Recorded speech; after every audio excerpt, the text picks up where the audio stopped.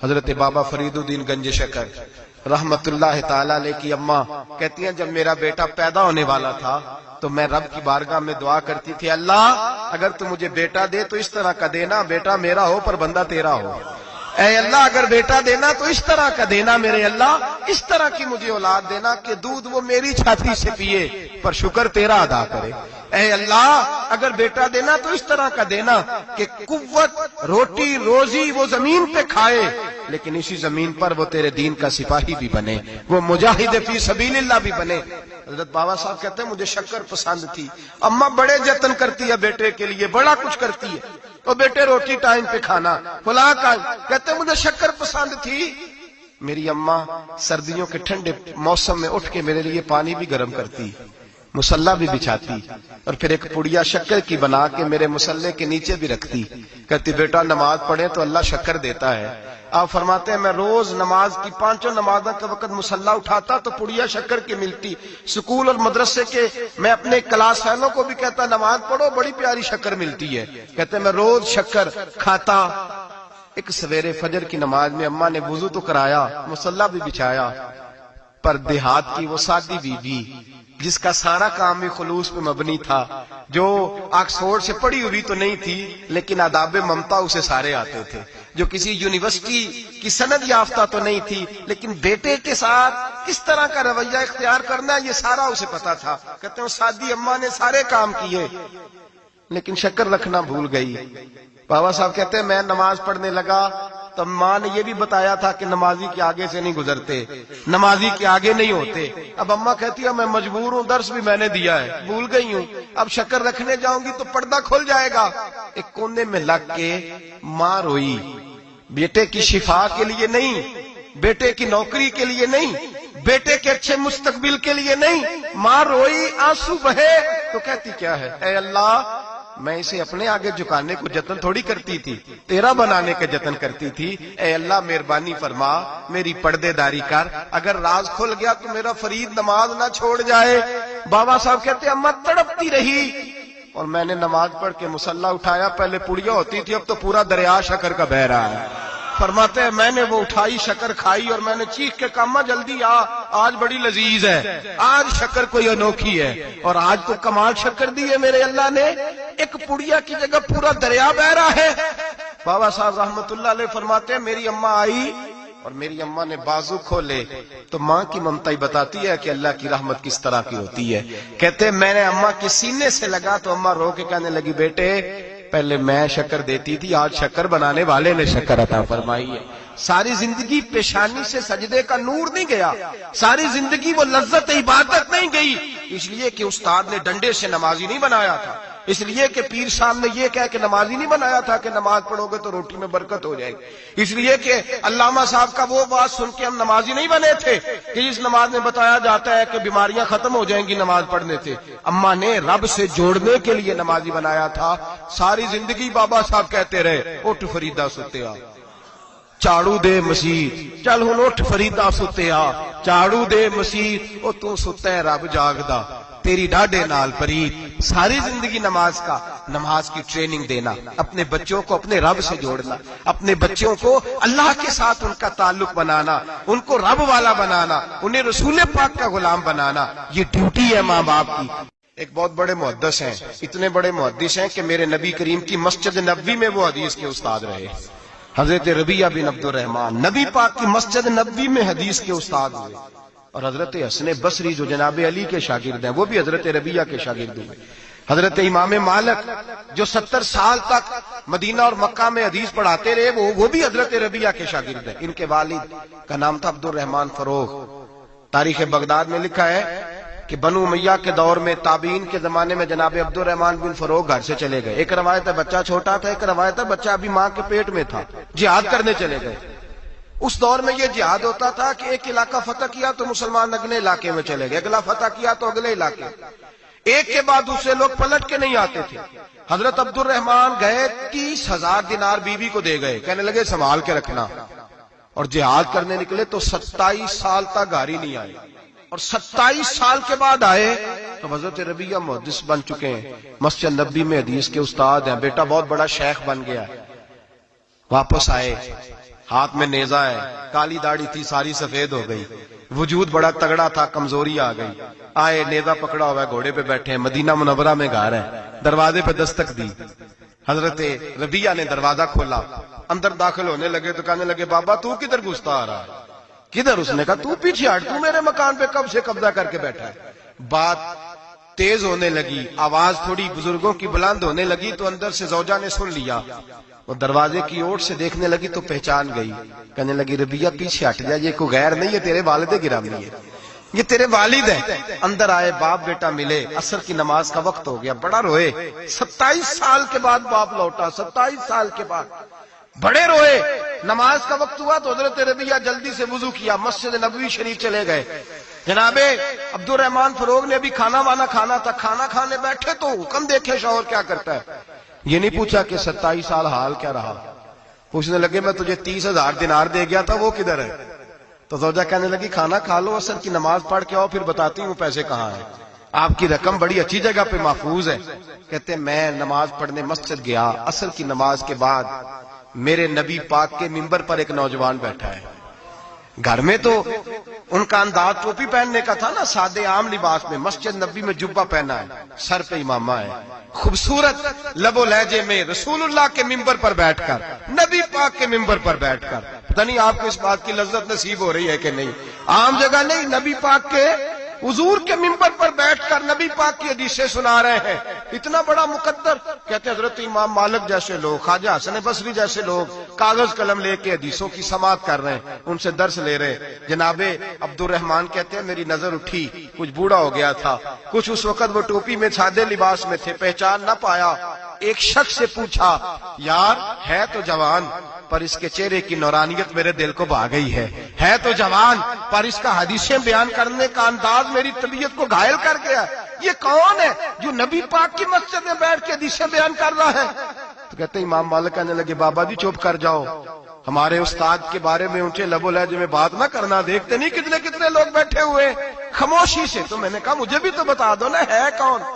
تو کہنے لگے کوئی عبد الرحمن فروغ نام کے بزرگ ہیں، یہ ان کے بیٹے ہیں، ربیہ نام ہے۔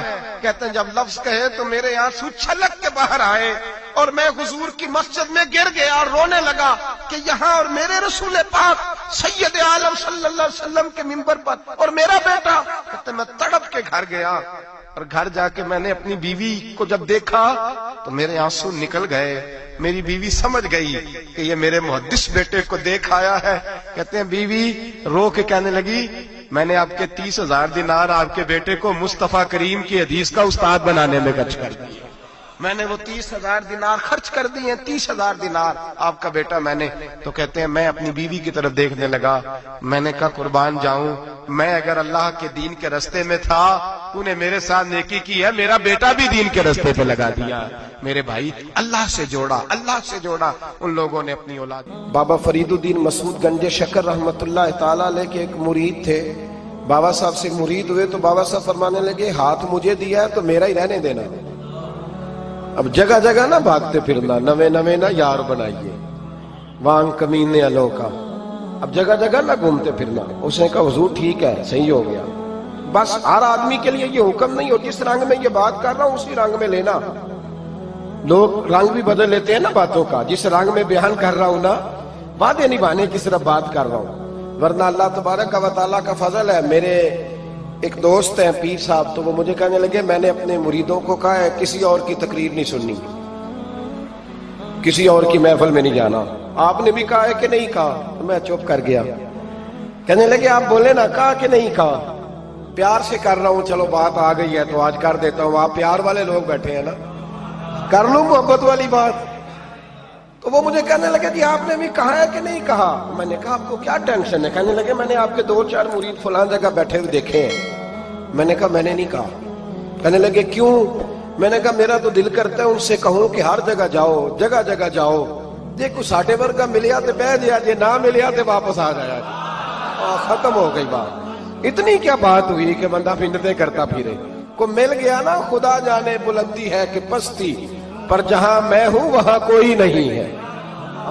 ایسی کیا بات ہوئی؟ آپ جائیں جگہ جگہ جائیں، کو مل گیا تو یار ضرور بیٹھ جانا۔ وہ شاہ عبد العزیز دبال रहमतुल्लाह ताला अलैह के पास कुछ लोग मुरीद होने आते थे तो फरमाया करते थे, बेटा महीना डेढ़ महीना रहो, कोई चीज मिल गई तो रहना, ना मिली तो कहीं और चले जाना। आपको बांध के थोड़ा रखना है, अगर किसी को कहीं और से खैर मिलती है तो हमें क्या एतराज है। समझ आ रही है मेरी बात की? लेकिन एक बात है, वो मेरा दिल करता है कर दूं, चलो प्यार की बात शुरू हो गई है ना। कुछ बंदे ऐसे होते हैं जिनकी जिम्मेदारी होती है कि भाई तूने नहीं कहीं और जाना, खत्म हो गई बात, तू इधर ही रहे। तो इस तरह करके ना इस पहलू में बाबा फरीद साहब ने कहा था उस मुरीद से कि हाथ मुझे दिया है तो अब जगह जगह ना देते फिरना। उसने कहा हुजूर खत्म हो गई बात, तय जो हो गई, बुल्ले शाह उदियो जाने, सानू अपनी तोड़ निभा लेंदे। कहा कि किसी अब जगह जगह ना देते फिरना। तो वो आदमी दरिया के किनारे किनारे चल रहा था, सादा आदमी था, देहाती आदमी।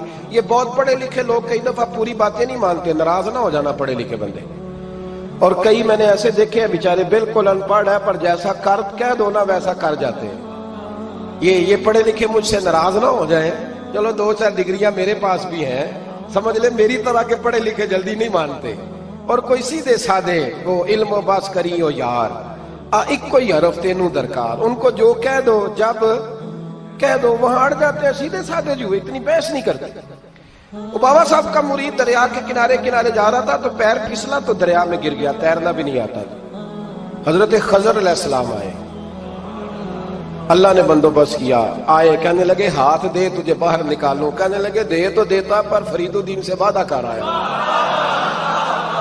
वो दे तो देता पर वादा कर लिया है, बुल्ले शाह ओदी ओ जाने, सानू अपनी तोड़ निभा लेंदे। उन्होंने कहा जनाब क्या मतलब? फरमाने लगे मुझे मतलब का नहीं पता। उन्होंने कहा था कि मेरे अलावा किसी को हाथ न देना। तो वो शख्स कहने लगा कि डूब के मर जाओगे, खुदकुशी इस्लाम में हराम है। तो कहने लगा वो सादा आदमी था, कहता इस मसले का बाबे फरीद को नहीं सी पता, उस गल क्यों की थी, उसको नहीं पता था कि डूब के मर जाऊंगा। उसको कहना चाहिए था पाबंद कर, जा उसे जाके बता मरने लगा है तेरा मुरीद, जाओ उसे जाके बता, उसे क्या मरने लगा है, उसने वादा नहीं किया था कि मैं आऊंगा, अब जा उसे जाके बता। अल्लाह अकबर। हजरत खिजर ने जाके बाबा साहब को बताया तो बाबा साहब फौरन पहुंचे, उसको हाथ दिया, अल्लाह अकबर कहा तो बाहर निकाल लिया। फिर बाबा साहब ने कहा यार सीने से लग जा, ये तू गिरा नहीं था दरिया में, तुझे गिराया गया था, ये तुझे गिराया गया था, ये तुझे जरा ना आजमाना चाह रहे थे। आजमाना जे महबूब बुलावे एकदम एकदम, यानी ऐसे उसने कहा कि आ जा फटाफट। उसने ये नहीं कहा टाइम हो तो वक्त हो, जे महबूब बुलावे एकदम। फिर सिर नू पैर बनाइए, सिर नू पैर बनाइए। वो सिर मंगे ते सिर दे दइए, ते कदे भी देर न लाइए, ते यार दा कदे भी गिला न करिए, भावा सहक दे मर जाइए सजना, या ते लाइए ही लाइए, ते जे लाइए ते फिर तोड़ नहीं पाइए। अल्लाह रसूल से रिश्ता लगाए तो पूरा। ये क्या बात हुई मैं नबी पाक का गुलाम हूं तो चेहरा मेरा किसी और की तरह का है। मैं जी गुलामी रसूल में मौत भी कबूल है तो नमाज का टाइम। एक कच्ची बातें यार, कच्चे लोग करते हैं, ये कमजोर लोग होते हैं। मेरा जी मैं गुलामी रसूल में मौत भी कबूल है पर मेरा ना झूठ के बगैर मेरी दुकान कोई नहीं चलती, वो नजायज ना करूं तो भूखा मर जा, नहीं चलती तो पर मोहम्मद अरबी के वादे पूरे कर, छोड़ नहीं चलती तो ना चले, बुल्ले शाह दियो जाने, और नहीं तो ना सही। हाथ हो गई है मेरे भाई, आप अजीब बात करते, नहीं चलती तो ना चले। लेकिन हुजूर ने कहा झूठ नहीं बोलना तो लिहाजा खत्म हो गई बात। मुसलमान रहो तो फिर मरते दम तक बोलिए।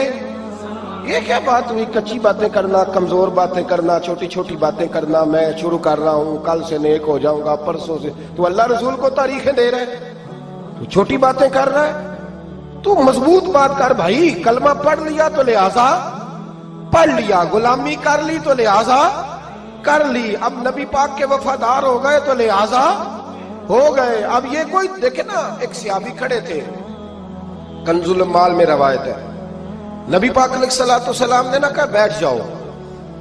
ये भी सुन्नत है किसी को ये लफ्ज कहना, नाराज ना हो जाए वो जिसको कहा जाए कि बैठ जाओ। एक बंदा जुमे वाले दिन खड़ा था, हुजूर जुमे का खुतबा दे रहे थे, हुजूर ने फरमाया बैठ जाओ। حضرت زید بن حارثہ بار مسجد نبوی کی گلی میں تھے، ان کے کانوں میں آواز آئی بیٹھ جاؤ تو وہیں بیٹھ گئے۔ حضرت مرثد بن نبی مرثد رضی اللہ تعالیٰ عنہ کہتے ہیں میں اپنے گھر سے نکل رہا تھا، اپنے گھر کے دروازے کی چوکھٹ پہ تھا، میرے کانوں میں آواز آئی بیٹھ جاؤ تو میں وہیں بیٹھ گیا۔ حضرت انس بن مالک کہتے ہیں جہاں لوگ جوتے اتارتے نا مسجد میں آنے کے لیے میں وہاں کھڑا تھا، میرے کانوں میں آواز آئی بیٹھ جاؤ تو میں وہیں بیٹھ گیا۔ فرماتے ہیں جمعہ ہو گیا، نماز کے بعد حضور نے فرمایا زید بن حارثہ کہاں تھے؟ جمعے میں نظر کیوں نہیں آئے؟ بے خبر ہو جو غلاموں سے وہ آقا کیا ہے، جمعے میں نظر کیوں نہیں آئے؟ عرض کی حضور گلی میں آ رہا تھا تو آپ کی آواز آئی تھی بیٹھ جاؤ، تو میں نا ادھر بیٹھ گیا تھا۔ تو حضور نے رخ پھیرا، فرمایا مرثد تم کہاں تھے؟ حضور میں گھر سے نکل رہا تھا، ابھی چوکھٹ پہ تھا تو آواز آئی بیٹھ جاؤ تو سوڑیا میں وہیں بیٹھ گیا۔ انس بن مالک تم کہاں تھے؟ عرض کی سوڑیا جہاں ساری دنیا جوتے اتارتی ہے نا، جوتے لوگوں کے جوتے، میں نا جوتوں میں ہی بیٹھ گیا۔ تو محبوب نے فرمایا میں نے نہ تو زید کو کہا تھا، نہ انس کو کہا تھا، نہ مرثد کو کہا تھا، میں نے تو فلانے کو کہا تھا۔ عرض کی حضور آپ نے نام تو نہیں نہ لیا، آپ نام تو نہیں نہ لیا کہ فلانا، آپ نے کہا بیٹھ جاؤ۔ تو حضور ہم غلامی والے لوگ ہیں، ہم ویسے نہیں کرتے، جس کے کانوں میں جہاں آواز گئی وہ وہیں بیٹھ گیا۔ ہم نے نہ کبھی قطرے پہ غور کیا اور نہ دریا دیکھا، بس جہاں تیری جھلک دیکھی وہیں ڈوب گئے۔ یہ کیا بات ہوئی کہ اللہ رسول سے رشتہ بھی ہے تو کرتا ہوں تو دیکھتا ہوں تو دیکھ لیتے ہیں تو چلتے ہیں، نہ یہ کچے لوگوں کی باتیں، یہ کمزور لوگوں کی باتیں، یہ ان لوگوں کے معاملات ہیں کہ جو بڑے چھوٹے دل کے لوگ ہیں۔ آپ نے کہہ لیا اللہ ہمارا رب ہے تو قرآن کہتا ہے جب کہہ لو نا کہ اللہ رب ہے، ان الذین قالوا ربنا اللہ ثم استقاموا تتنزل علیہم الملائکہ، جب تم نے کہا کہ اللہ ہمارا رب ہے تو پھر ڈٹ جاؤ، اللہ تمہاری مدد کے لیے فرشتوں کو بھی نازل فرما دے۔ حضرت ابو ذر غفاری کلمہ پڑھنے آئے، حضور صلی اللہ علیہ وسلم نے بڑی ساری نصیحتیں فرمائی۔ ایک نصیحت حضور نے فرمائی، ابو ذر ادھر دیکھنا میرے یارو میری طرف، ایک نصیحت حضور نے یہ فرمائی، فرمایا ابو ذر لوگ نا تجھے میرا نام لے لے کے تانے دیں گے کہ تو بھی ان کا ہو گیا ہے، جے کر یار دے نام دا ملے میڑا۔ ہاں لوگ تجھے تانے دیں گے، کہیں گے اب تو بھی ان کا ہو گیا ہے، تو بھی اپنے باپ دادا کا دین چھوڑ گیا ہے۔ تو کہا کہ ملامت جب لوگ تجھے کرے نا تو ملامت کرنے والوں کی پرواہ نہ کرنا، تانا دینے والوں کی پرواہ، تانے بڑے مزیدار ہوتے ہیں، آپ یقین کریں، تانے بڑے مزیدار ہوتے ہیں، بڑے شاندار ہوتے ہیں تانے، اور ان میں نا کئی دفعہ بڑا چسکا ہوتا ہے۔ کبھی کبھی کچھ باتیں یاد آتی ہیں کہ فلاں بندے نے فلاں موقع پہ فلاں بات کی تھی، کبھی کبھی یاد آتی ہے اور دل بھی کرتا ہے اس کو یاد کرائیں، پھر خیال آتا ہے کہ یہ بات نہ کرتا تو شاید اللہ اتنا اونچا اڑنے کا موقع ہی نہ دیتا۔ تندی باد مخالف سے نہ گھبرا اے عقاب، یہ تو چلتی ہے تجھے اونچا اڑانے کے لیے۔ تو نبی کریم علیہ السلام نے کہا ابو ذر ذرا غور کیجئے گا بات کا، لوگ نا تجھے اب تانا دیں گے، برا کہیں گے۔ اب تو جو دین قبول نماز پڑھتا ہے لوگ شاباش دیتے ہیں، تبلیغ کرتا ہے لوگ، اس زمانے میں تو تانے ملتے تھے، لوگ تانے دیں گے، ذرا خیال کرنا۔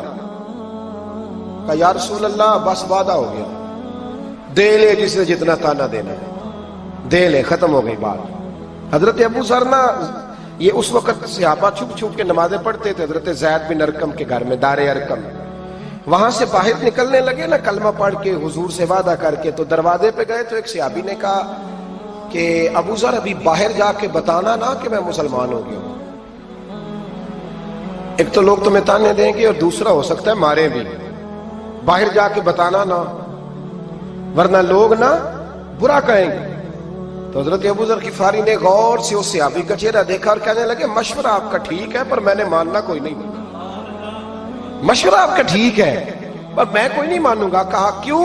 فرمانے لگے میں نے ابھی نبی کریم سے وعدہ کیا ہے کہ میں کسی کی پرواہ، میں نہیں پرواہ کروں گا کسی کی، ختم ہو گئی بات، مارے جس نے مارنا ہے، دے تانا جس نے دینا ہے، ابھی تو وعدہ کیا۔ یہ کیا بات ہوئی کہ لوگ کہیں گے تو مولوی ہو گیا ہے، لوگ کہیں گے تو غلام ہو گیا ہے، لوگ کہیں گے تو دنیا دار ہو گیا ہے، وہ جی بچے کی شادی پر بینڈ باجا نہ بجایا تو دنیا تانے دے گی. دنیا کون ہوتی ہے؟ کبھی آپ نے یہ سوچا ہے کہ آپ نے دو شخصیتوں کو بیچ میں رکھا تو آپ نے وزن کس کا کیا؟ ایک طرف دنیا، دوسری طرف اللہ رسول کا دین.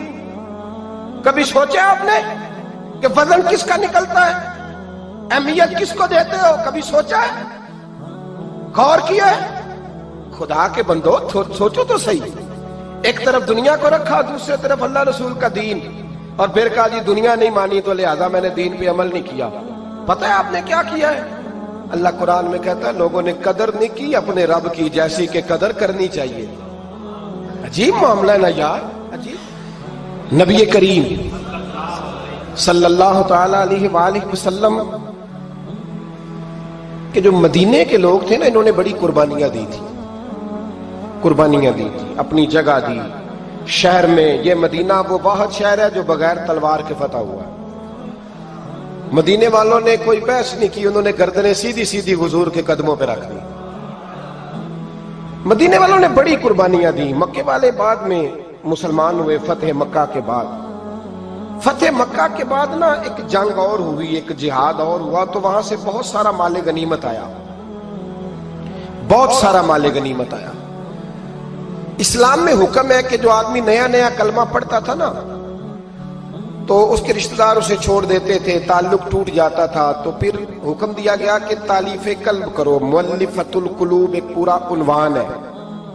ان کو مال دو تاکہ وہ گھر بنا لیں، کاروبار کر لیں. تو نبی کریم علیہ السلام نے نا جن لوگوں نے مکے میں تازہ کلمہ پڑھا تھا نا ان کو ذرا مال زیادہ دیا. یہ بخاری مسلم ہے. حضور نے ان کو زیادہ پیسے دیے. مدینے کے جو نوجوان قسم کے لڑکے تھے نا چند، ان میں سے ایک دو نے کہا کہ حضور کے وہ رشتہ دار ہیں نا قریبی، تو رشتہ داروں سے پیار کرنے کا حضور حکم بھی دیتے ہیں، اس لیے نبی پاک نے ذرا توجہ زیادہ فرمائی ہے. وہ بھی عذرائے محبت. جیسے بندہ کہہ دیتا ہے نا کہ ماشاءاللہ اب تو اپنا بیٹا مل گیا ہے، ماشاءاللہ بھائی بھائی بیٹھے ہو اب مل کے. اس طرح عذرائے. سمجھ آ رہی ہے میری بات کی؟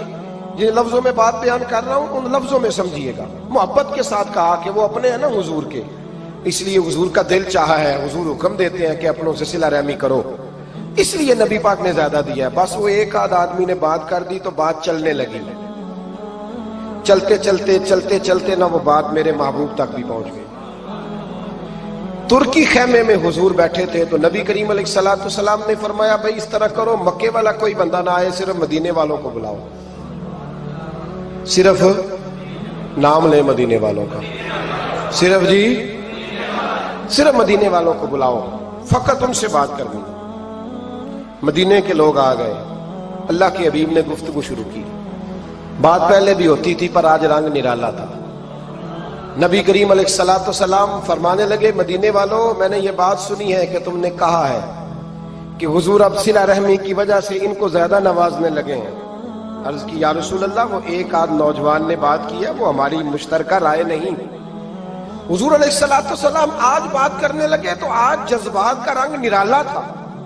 محبوب فرمانے لگے تم کہو کہ یا رسول اللہ مکے والوں نے تو آپ کو تکلیف دی تھی، مجبور کیا تھا مکہ چھوڑنے پہ، ہم نے پناہ دی تھی، آپ ہم نے جگہ دی تھی، اپنا شہر پیش کیا، کہو. مدینے کے لوگ رونے لگے. عرض کرنے لگے حضور ہم کون ہوتے ہیں اللہ کے نبی کے لیے کوئی چیز دینے والے؟ تو اللہ رسول کا احسان ہے کہ آپ یہاں آئے. حضور علیہ السلام فرمانے لگے تم کہو یا رسول اللہ صلی اللہ علیہ وسلم یہ تو تلواریں لے کے آئے تھے بدر اور احد میں، ہم نے سینے پیش کیے تھے آپ کی حفاظت کے لیے، کہو. اسی آس پہ ہے زندہ دل بے قرار میرا، دیکھیں گے ایک دن تو وہ حال زار میرا، اسی آس پہ زندہ ہے دل بے قرار میرا،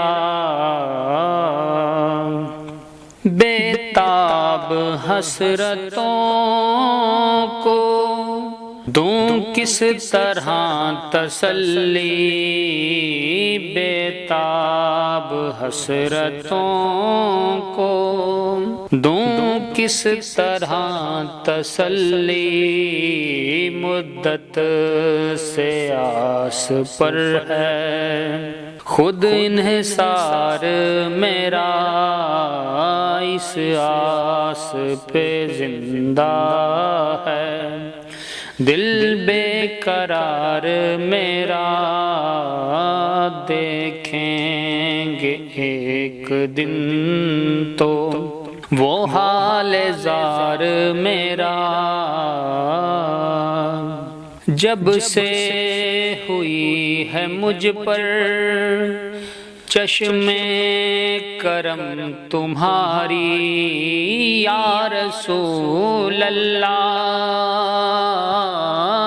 جب سے ہوئی ہے مجھ پر چشم کرم تمہاری، ہوا لمحہ لمحہ جتنا بڑا خوشگوار میرا اس آس پہ زندہ ہے، دل بے قرار میرا دیکھیں گے ایک دن تو، وہ حال زار میرا دیکھیں گے، نہ خبر ہوئی لحد میں کہ ہوئے نکیر واپس، نہ خبر ہوئی لحد میں کہ ہوئے نکیر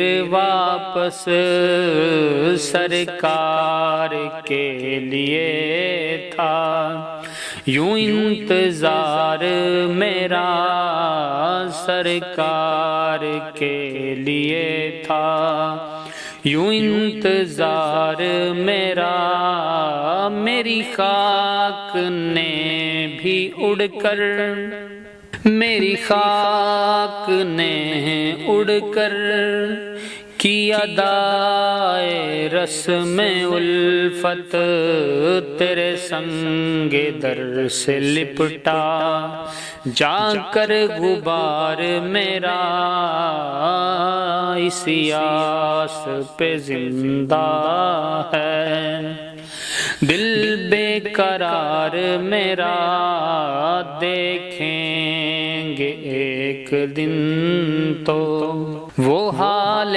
زار میرا اسی آس پہ زندہ ہے، اس بات میں تو مولا نسبت مجھے ہے تجھ سے، اسی بات میں تو مولا نسبت مجھے ہے تجھ سے، دلدار جو ہے تیرا ہے اسی سے پیار میرا، دلدار جو ہے تیرا ہے اسی سے پیار میرا، اسی آس دل بے قرار میرا دیکھیں گے ایک دن تو، وہ حال زار میرا، ان کے خیال کی جب آمد ہوئی ہے ناصر، ان کے خیال کی جب آمد ہوئی ہے ناصر، صحرائے دل ہوا ہے باغ و بہار میرا، صحرائے دل ہوا ہے باغ و بہار میرا، اسی آس پہ زندہ ہے، دل بے قرار میرا دیکھیں گے ایک دن تو، وہ حال زار میرا میرے سرکار کے لیے ہے، یوں انتظار میرا